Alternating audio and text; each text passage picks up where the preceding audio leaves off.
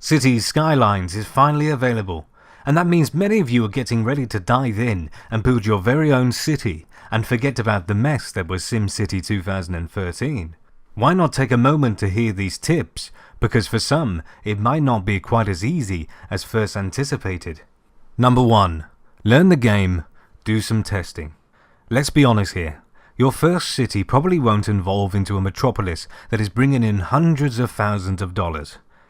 They're not dollars, but for argument's sake they are. Go into your first few cities knowing this, and it will make the production of that city a lot smoother.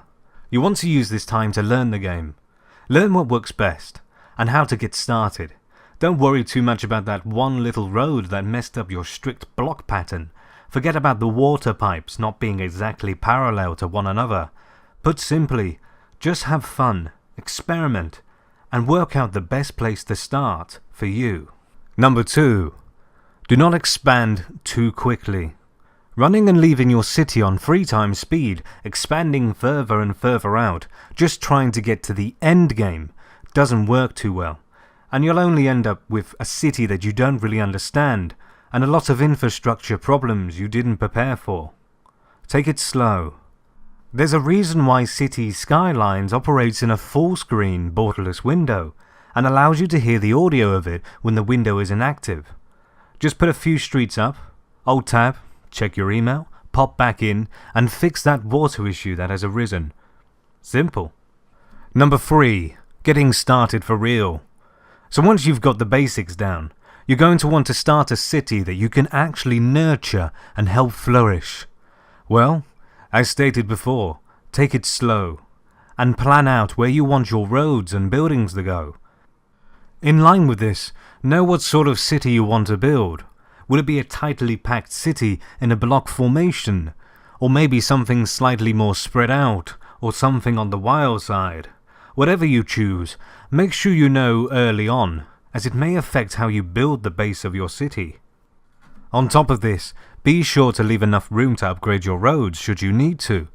Traffic can build up very fast, and if you're stuck on the basic roads and can't upgrade them due to important buildings in that area, you may end up getting frustrated. Number 4. The most expensive option isn't always the best. As you level up your city by gaining a higher population, you will begin to unlock new buildings, such as high schools, incineration plants, and police headquarters. Whilst these are all very useful and will be important to you at some point, you don't have to get them as soon as you can. It is often more beneficial to stick to the lower costing buildings and just get more of them to cover your intended areas than upgrade at the first chance you get. Remember, take it slow. Number 5. Pay attention to your city's needs. As you expand your city, be sure to keep an eye on your starting points too. Just because you're building a mega city all over the new area doesn't mean the poor town of Old Cherry doesn't need some love and attention too. Be sure to zoom out often and take stock of the bigger picture. Some things can be missed and can have catastrophic problems for the rest of your cities. For example, the water may become polluted and you'll end up with ill and dead citizens, and that will certainly be sad times for you and your populace. Hopefully though, these tips will get you started on your career within Cities Skylines, and we'll look forward to seeing some of your creations very soon.